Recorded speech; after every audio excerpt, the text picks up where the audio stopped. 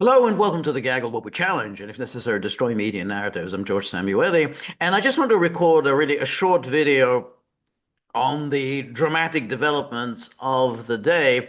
As you probably know, Ukraine launched a very dramatic attack using drones. It hit five Russian military airfields. Apparently, it's inflicted some damage to Russian strategic military aircraft. The extent of the damage, obviously, we still don't know, but it's obviously a major coup for Ukraine and for Ukraine's backers, particularly as it's coming on the eve of the big meeting in Istanbul. And apparently, the meeting will go ahead. Ukraine has named the delegation to go to Istanbul. The head of the delegation will be Umerov, the defense minister, and Russia also has named its negotiating team. So the meeting will go ahead. However, without question, Russia comes in a somewhat weakened and embarrassed state because this drone attack was not only audacious and very specifically targeted. The attack was carried out from within Russian territory itself. So it wasn't from Ukraine, it was within Russian territory itself, because some of the targets were very far from Ukraine, and therefore could only be done from within Russia. And seemingly they were rather successful. Now, Ukraine has in the past pulled off some rather astonishing coups, catching the Russians and everyone else by surprise. Think of the counteroffensive of September 2022, which seemed to catch everyone by surprise, and then think of the invasion of Kursk last August. But of course, one shouldn't be caught by surprise. One should be expecting these kinds of coups, particularly on the eve of a big meeting. Um, Now, who exactly was behind this, who planned this, are obviously things that we don't know as yet. We haven't been told. Hard to believe that there wasn't extensive Western involvement in these attacks. As we've pointed out many times before, drone attacks require very sophisticated satellite technology. It's satellite technology is needed to identify the targets. Satellite technology is needed to evade Russian air defense system. It needs to evade Russian anti-missile defense systems. So you have to have satellites that guide missiles through all the labyrinth of defensive systems. So there's no question you can't just simply shoot something off and hope that it lands on target. Now, who exactly was behind it? Whether these were rogue elements within the United States, whether President Trump himself has signed off on it, whether it was the British, the French, the Germans, we don't as yet know. We may never know, but one can speculate. But clearly, this does demonstrate, as I have pointed out repeatedly, despite the criticisms that I receive, that Ukraine is far from defeated. Ukraine is far from collapsed. And Ukraine is far from being on its last legs. And unfortunately, um, or the Russians should have been a little bit better prepared. So let's just take a look at some of the news stories on this attack of today. So here we have the map of just where the drones hit, where these military airfields were located. As you can see, they are a long way from Ukraine. I mean, the one in Belaya in Irkutsk region is way, way far. Then we have the two that are some east of Moscow. We have Ivanovo in the Ivanovo region and Dyagilevo in the Ryazan region. And then we have up in the north in the Murmansk region, we have Severomorsk and Olenia in the Murmansk region. So, they're a long way from Ukraine, which again shows the boldness of this attack. And of course, the Ukrainians have been cock-a-hoop with glee and are delightedly boasting about this accomplishment.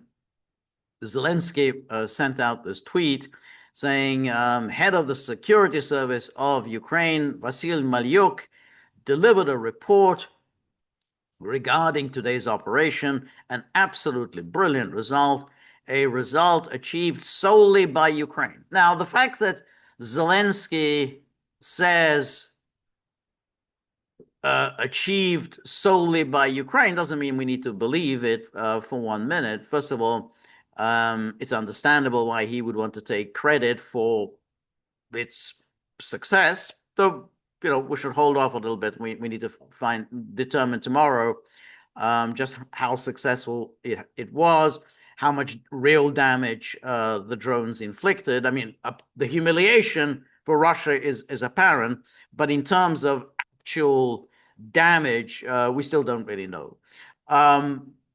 But it's understandable that the Ukraine would want to take all the credit and allow the Western powers, his Western backers, to enjoy plausible deniability. We had nothing to do with it. Look, Zelensky said it was all done by Ukraine.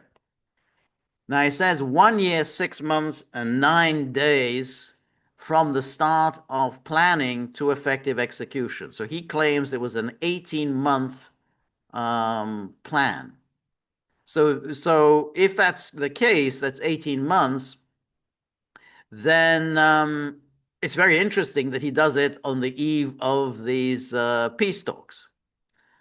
You'd have to think that the Russians will arrive in a very unwholesome mood. I don't think they will be very positively inclined toward the Ukrainians. So you can think that really, if you want to sabotage any possible negotiations, that's exactly what you should do. Just a few hours before a meeting, you launch a massive, humiliating drone attack. Our most long-range operation, our people involved in preparing the operation were withdrawn from Russian territory in time.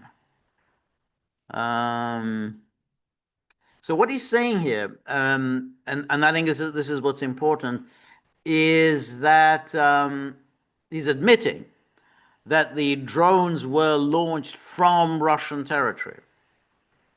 I think that's very, very important to remember that the attacks were launched from Russian territory. He says our people involved in preparing the operation were withdrawn from Russian territory in time. As we'll see, Russia denies this. Russia said it made arrests. Now, whether the arrests were the people who were directly involved in this. He says, are people involved in preparing the operation were withdrawn from Russian territory in time? We don't know yet. But um, he's claiming that they were withdrawn. Russia is saying that they made arrests. I thanked General Malyuk for the success of Ukraine. I instructed the Security Service of Ukraine to inform the public about the details and results of the operation that can be disclosed. Of course, not everything can be revealed at this moment, but these are Ukrainian actions that will undoubtedly be in history books. Ukraine is defending itself, and rightly so. We are doing everything to make Russia feel the need to end this war. Russia started this war. Russia must end it. Glory to Ukraine. Um, so then we have this quite interesting article where Axios is always very tuned in to what's going on in Washington. I mean, that's its raison d'etre is, to be the insider's insider. Ukraine launches massive drone strike on air bases deep inside Russia, and says why it matters.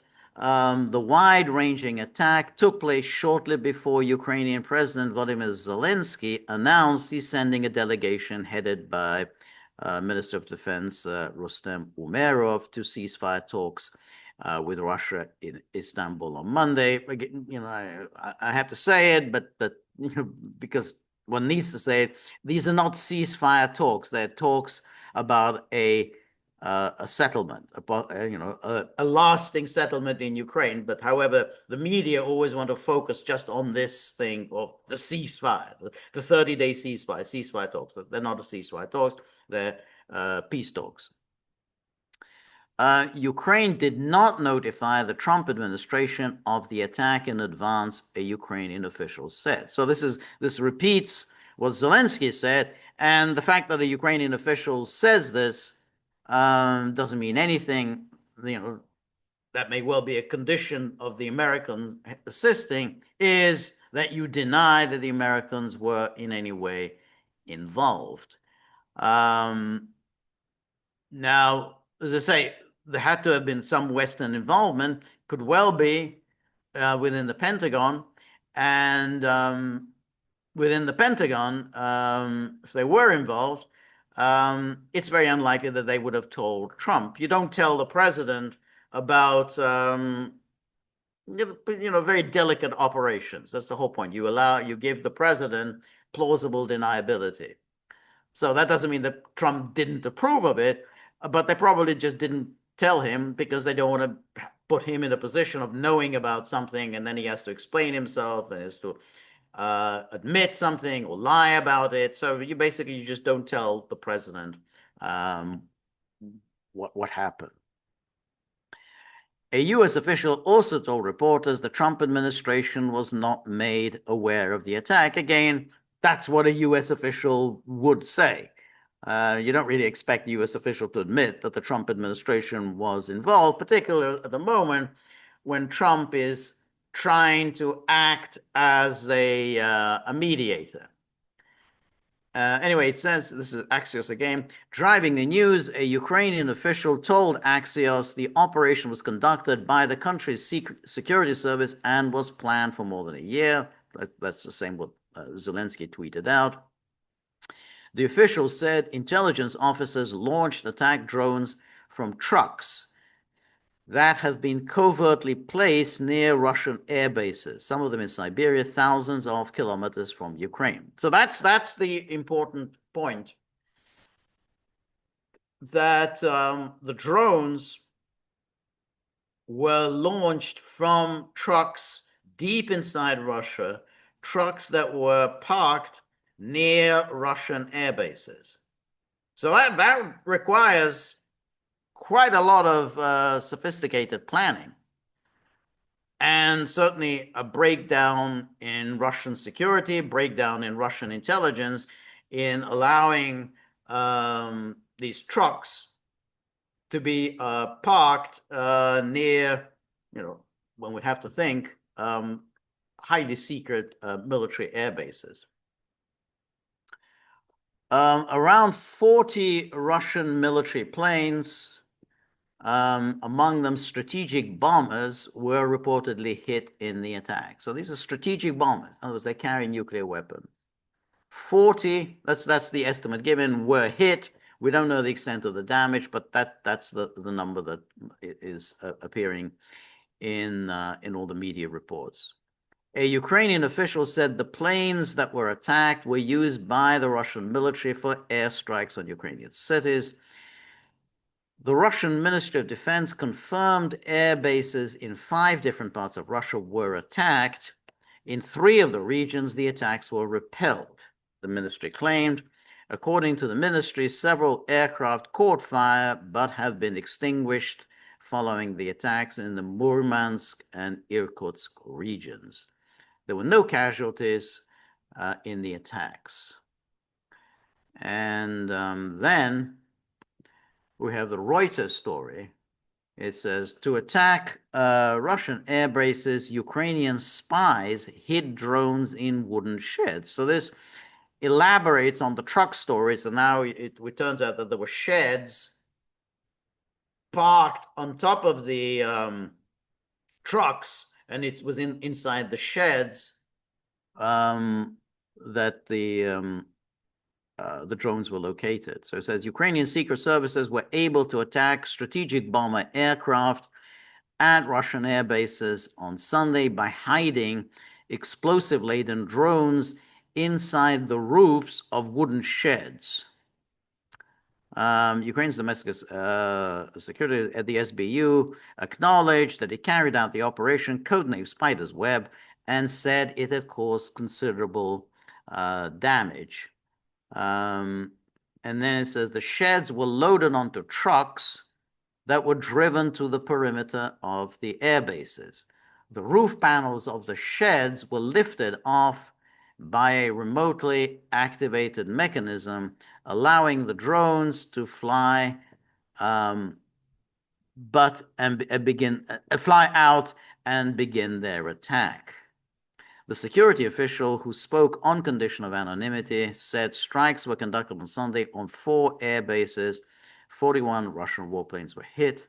An SBU statement posted on the Telegram messaging app estimated the damage caused was around $7 billion. Again, we don't have to take any of that seriously. They have no idea what the damage is, or how much the damage will cost. 34% of the strategic cruise missile carriers at the main airfields of the Russian Federation were hit. Zelensky said the SBU had set up a nerve center for the operation right next to a regional office of Russia's FSB intelligence service. All operatives taking part had been brought out of Russia on the eve of the operation. So that was, he was suggesting that in the tweet. And here is, of course, gloating by declaring that the nerve center of the operation was located right next to regional office of Russia's FSB. And then CNN, Ukraine targets several Russian air bases in large-scale operation. And then this says more than 40 aircraft were known to have been hit, including the Tu-95, Tu-22M3 strategic bombers, and one of Russia's few remaining A-50 surveillance planes. According to the SBU, the operation caused an estimated $7 billion damage and hit 34% of Russia's strategic cruise missile carriers. The airfields targeted, including Belaya in Irkutsk, some 4,500 kilometers from Ukraine's border with Russia, and the Dyagilevo base in Ryazan in western Russia, about 520 kilometers from Ukraine. And then the Olenia base near Murmansk in the Arctic Circle, more than 2,000 kilometers from Ukraine, was also struck, as well as the Ivanovo air base, more than 800 kilometers from Ukraine. And then Ivanovo is a base for Russian military transport aircraft. The Russian Ministry of Defense confirmed Ukraine had targeted Russian airfields across 5 regions on Sunday, calling the drone strikes terrorist attacks. The ministry said strikes were repelled in the Ivanovo, Ryazan, and Amur region, but that several pieces of aircraft caught fire after attacks in the Murmansk and Irkutsk region. It added that the fires had since been extinguished. There were no casualties as a result of the attacks. The ministry continued, adding that some participants in the terrorist attacks have been detained. And then here's the Telegraph, which repeats clearly the line that we're going to hear, which is, "Oh, Trump knew nothing about this." And as I say, I think that Trump really didn't. I'm quite sure, whatever the level of the American involvement, I'm quite sure that Trump was left in the dark. Donald Trump was not told about Ukraine's mass drone attack on Russia's strategic bomber bases. The coordinated strikes orchestrated by Ukraine's security services targeted 4 airfields deep inside Russia in what could be the most damaging drone attacks of the 3-year war. Operation Web allegedly hit more than 40 strategic bombers. It took 18 months to secure, and then, however, the US president was not notified in advance of the attack. And then the same thing, Ukraine wiped out a third of Russia's strategic bombers. These are wild statements. Wiped them out, they didn't wipe anything else. I mean, they may have hit them, but that doesn't mean they were wiped out. I mean, Ukraine Security Service, they wiped out 34% of Russia's strategic missile carriers. In a post on Telegram, the SBU wrote, $7 billion, that's the estimated cost of the enemy's strategic aviation. And 34% of strategic cruise missile carriers of the main airfields were hit. Were hit, and then before you're saying they wiped them out, and so on. And then still the Telegraph, inside Ukraine's Operation Spiderweb, the operation to destroy Russia's strategic bombers at 4 Russian air bases first involved Ukraine transporting small kamikaze first-person view drones to Russia. So they had to get the drones to Russia. They needed the trucks. They needed the sheds on the trucks. The drones, which were laden with explosives, were allegedly then hidden under the roofs of containers inside trucks. Once the trucks were positioned close to their targets, where the drones were being ranged, the lids of the containers were open remotely, and the drones flew on to strike the bombers. And now we've had the Russian retaliation, and here we have Russian military strikes Ukrainian drone launch site. Over 30 long-range kamikaze unmanned aerial vehicles were destroyed in the attack, the Russian Defense Ministry said. And it said Moscow has successfully hit a Ukrainian long-range drone launch site in Ukraine's northeastern Kharkov region. And then it also published a video of the strikes. This is the Russian Defense Ministry. It said the strike destroyed all of the launch pads, along with some 30 long-range kamikaze drones and 8 military vehicles. And then a short video shows a powerful blast rocking an area near the airfield where some installations were located.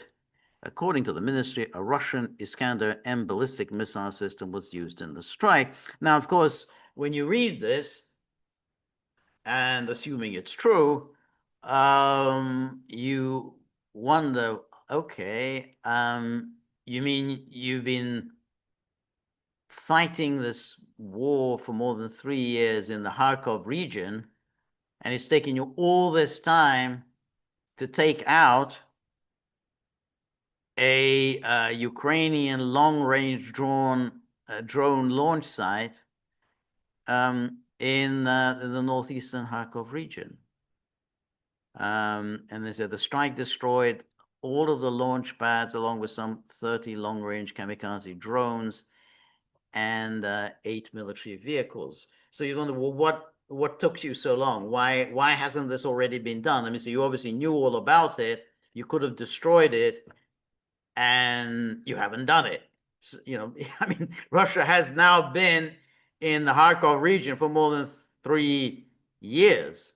You would have thought that you would have destroyed a drone launch site, particularly as Ukraine has been waging this drone war against Russia for quite some time. So one has to wonder what the strategy is here. I mean, if you just destroy these things in retaliation for what was basically a humiliation today, rather than destroy them as part of your war fighting and winning strategy. So that is definitely a question that needs to be raised, and we've raised it many times before and never really received a satisfactory answer. So where are we now? As I said, this is clearly a humiliation for Russia because it's obviously an intelligence failure, a military strategic failure. Now, how much damage it caused, we don't as yet know. It may be minimal, maybe more serious. I think it's much more of a psychological thing. But as the situation as we were going into Istanbul has changed because all of the expectation and all of the media reporting, especially all of the alt-media reporting, was that Russia has the upper hand, Russia's winning, Ukraine is in desperate straits, Ukraine is really, if not on its last legs, it's approaching its last legs, and therefore Russia would be in the position to dictate terms and be in a position to demand accession from Ukraine to its terms. This puts a different spin on it because now it seems like, well, Ukraine has quite a bit of capability still, and presumably it's going to conduct more of these strikes, more of these somewhat painful, embarrassing strikes. And so suddenly it seems as if Russia would have an incentive really to come to a settlement rather than as the expectation was as we were going into Istanbul, that Russia would just simply bang its fist on the table and say, well, we can go on fighting. We're much stronger than you are. We're in much better condition than you are in. We can just go on and take one oblast after another. You don't like losing 4 oblasts, we can take 8 oblasts. That's that position. So now, Russia has shown some vulnerability. So it puts a different hue to the talks in Istanbul tomorrow. So, this is undoubtedly a coup for Ukraine, something we should have expected, which unfortunately people didn't. And we'll see what impact this has on the negotiations on Monday, June the 2nd.